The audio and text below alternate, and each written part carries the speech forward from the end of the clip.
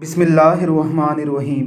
प्यारे पैगम्बर अलैहिस्सलाम के फ़रमान ज़ीशान का मफ़हूम है कि मैं मस्कीन पैदा किया गया, मस्कीनों में रहूँगा और मस्कीनों में ही जाना पसंद करूँगा। रसूल अकरम सल्लल्लाहु अलैहि वसल्लम ने उम्मत मुस्लिमा के गुर्बत के हाथों मसाइब और आलाम बर्दाश्त करने वाले उम्मतियों को एक खुशखबरी दी है, जिसे सुनने के बाद अमीरों की अमारत पर तरस आने लगता है।